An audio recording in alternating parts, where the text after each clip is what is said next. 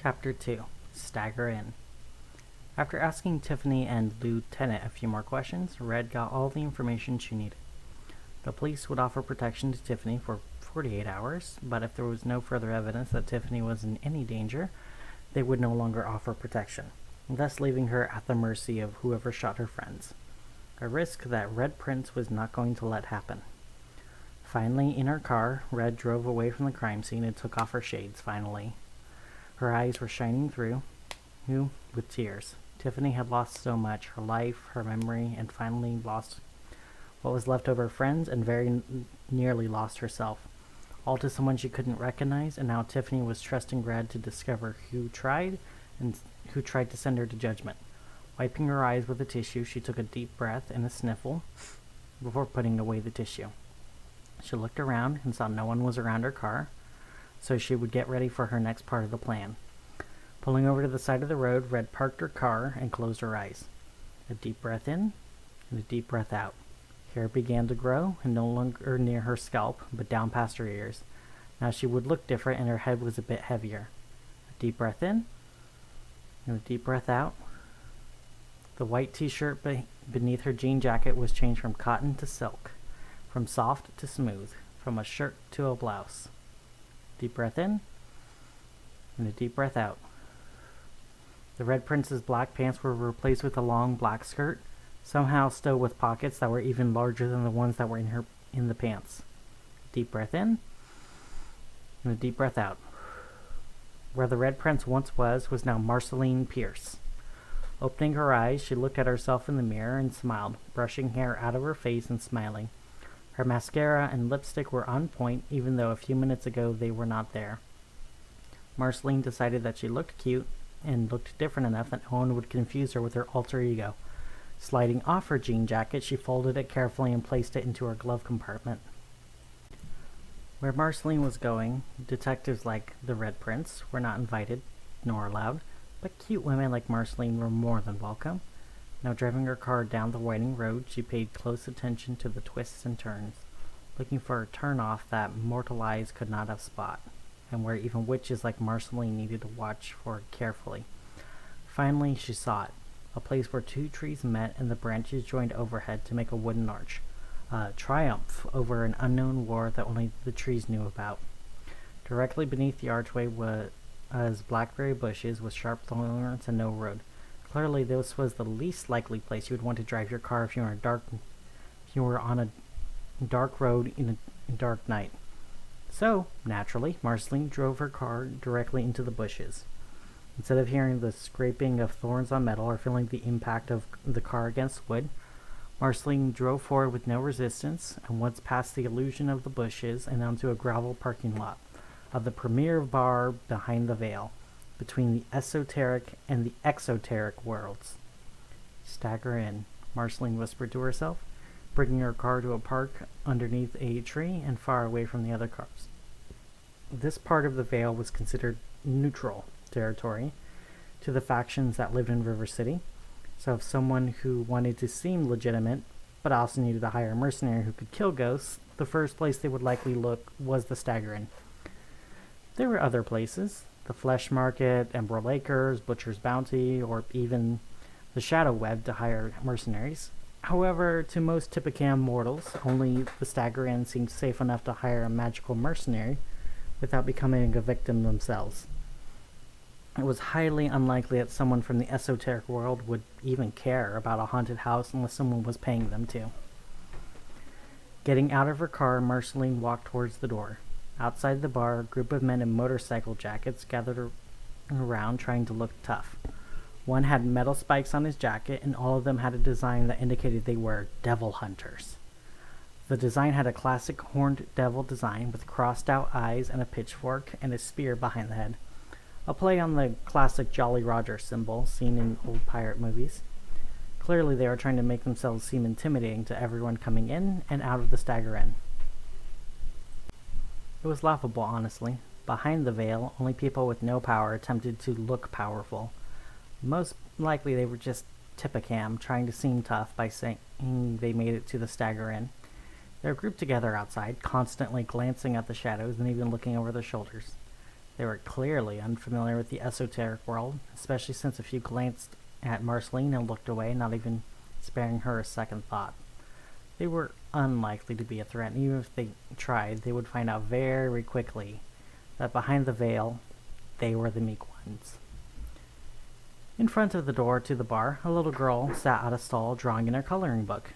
She had a big name tag on her flower shirt that said, Flora.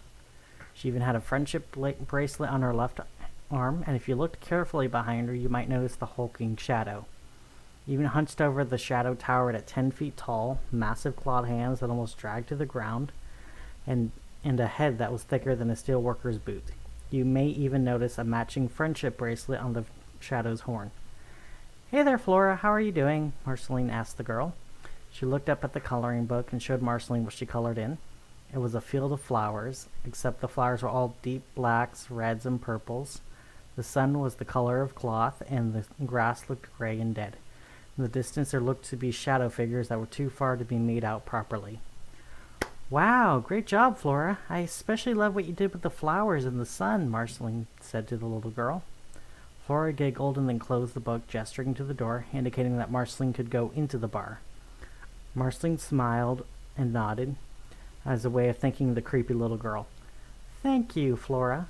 Do you want anything while I'm in there? Flora looked left and then right, motioning for Marceline to get closer. She leaned in close to hear what the bouncer wanted from inside the bar. Flora giggled and then whispered, Can I have the blood of my enemies? She whispered in the same tone a child may ask for a juice box from a teacher. Marceline nodded solemnly and lifted her left hand up in a mock vow. I promise to get you the blood of your enemies, Marceline said, recognizing the drink as a non-alcoholic drink offered by the Stagger Inn. Strawberry soda, grenadine, a cherry, and a slice of lime.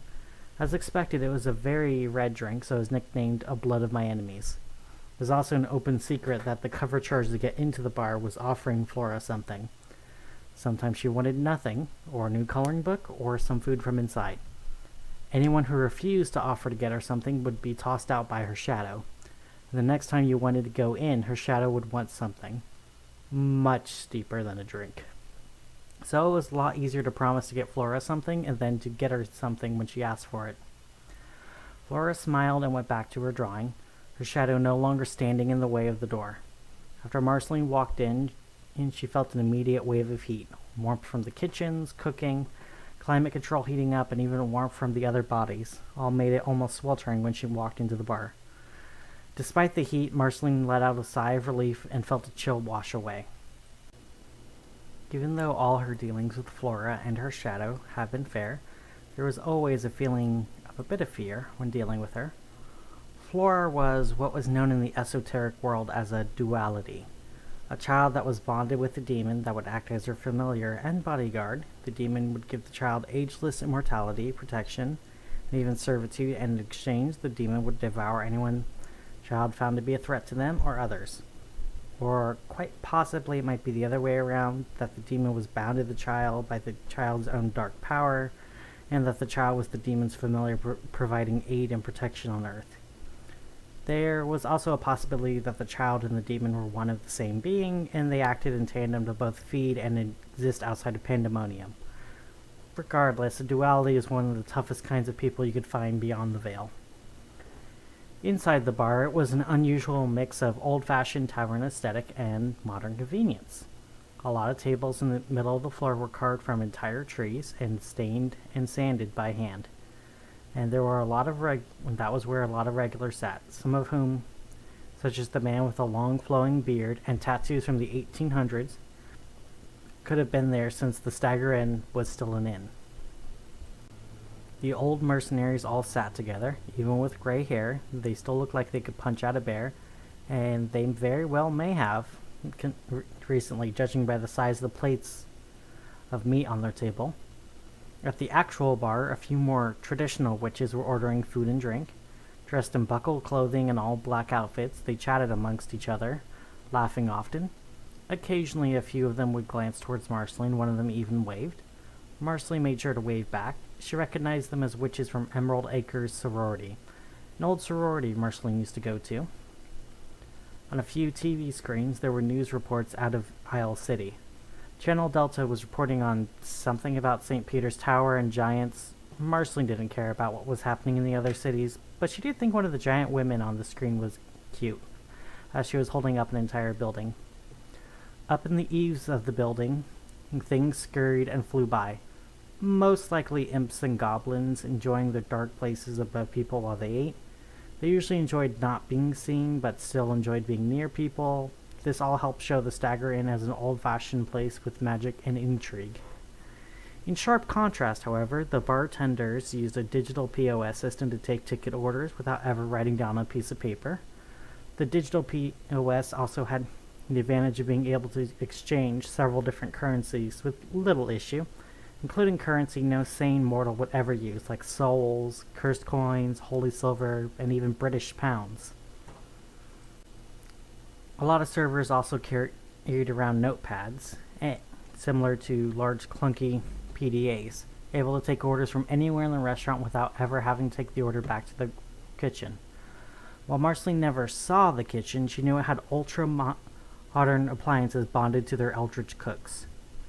The booths near the walls were made out of manufactured press boards and had digital menus, where people could order food, drinks, reading materials, or even request to speak to someone personally. A modernization that appealed a lot more to the younger crowd, or people who were more comfortable around technology, instead of approaching a random menacing mercenary, hoping they were looking for work. Marceline approached the booth and sat down, immediately ordering 2 Blood of My Enemies and making a mental note to bring it out to Flora when she got the chance. While waiting for her drink, she looked around on the table's tablet to see if there were any mercenaries on hand that specialized in ghosts. Instead, all she saw were the same classic mercenaries. Strong brute, looking for a job where he can guard boxes. He brings his own battle quacks. Going rate is 3,000 centi an hour. Even his picture looked ridiculous. He was wearing a fur cape and a snowy forest hefting a battle axe. Oh, and he spelled axe wrong. How do you spell axe with a Q anyway? Next mercenary, another strong brute with longer hair and wearing leather armor. But this one, she had a bow and arrow, so you know she means business. Her profile promised she had tons of experience taking on the toughest beasts from all over the 7 cities. It even had the line of, "Not a scammer." So you clearly knew she was not a scammer. Another flick and another mercenary. This one had a modified military uniform that made a black and white camouflage pattern and a gas mask. He was also holding a rifle in the picture, probably trying to make himself look like he was pseudo-military. This made him even more pathetic in the eyes of Marceline. There were enough para-brats in River City, and behind the veil they were less useful than rats. At least rats could be trained to fetch items without complaining. No esoteric person would even entertain the idea of a para-brat for a mercenary. Finally swiping to the last mercenary, Marceline finally found something interesting. A mercenary who was dressed up like an old-fashioned desperado. A wide black-brimmed black hat, a black and gray bandana, brown leather clothes, and at least 4 pistols on his side. What set him aside from the other mercenaries is he had actual information on his page, and he wasn't trying to look tough. He was ready to just let his credentials speak for himself, showing that he was a specialist and not just a jester generalist. His name was apparently Ghost Hunter, and he specialized in exorcising spirits that didn't want to move on. He had a consultant fee of 5,000 centi, and then he charged a bounty of 3,000 centi per kill. Also, he needed to know the name of his targets before he targeted them, and the bounty was to be paid upon the confirmed kill of the ghosts. Marceline checked out the hire button to see if he was available to be hired. Maybe she could at least ask a few questions by meeting him in person. However, when she pressed the option to speak to him, it stated he was on a contract and not able to be reached for questions. Sighing to herself, she switched to the menu and ordered some cheddar and mozzarella sticks to eat while she was in the booth. It had been a long day, and a snack would go a very long way. The runner brought the drinks to the table, setting one in front of Marceline and was about to set the other down. Before seeing that Marceline was alone, the runner decided to ask instead, "Is this for Flora?" The runner asked, hesitating to put it down in front of Marceline, not sure if he was going to insult her or not.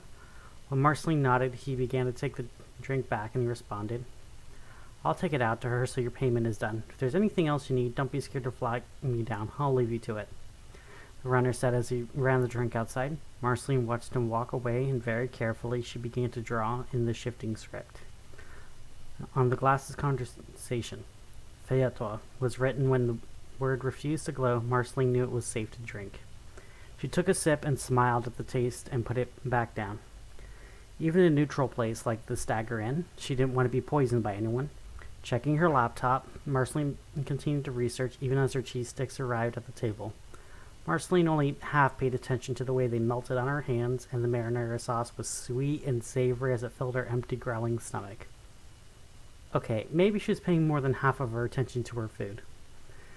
There were a few places in River City that sold silver bullets. Compiling a list in her phone's notebook function, Marceline began to narrow down the list based on what she did know about the bullet. First, it was the caliber of the bullet.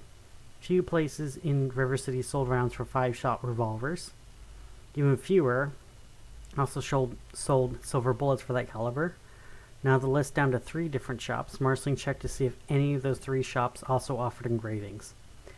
It was a bit of a long shot. For all she knew, the ghost hunter made his own bullets, bought his silver out of town, and engraved it himself. However, it felt unlikely because of the fact he was a mercenary. He knew the value of a centie, and he wasn't going to be spending it on expensive equipment for engraving if he could outsource it elsewhere for cheaper, especially if he traveled around city to city. Someone who was moving around with gunsmithing equipment and a laser engraver was going to draw a lot more attention than a hobbyist who occasionally bought engraved silver bullets when he visited somewhere new.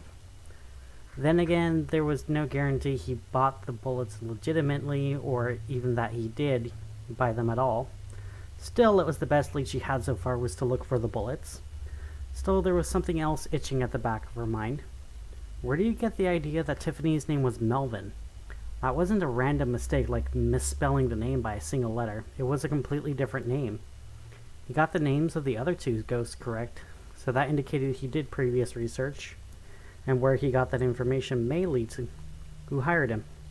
Filing away that information mentally for later, Marceline continued to look into the gun stores that sold silver bullets.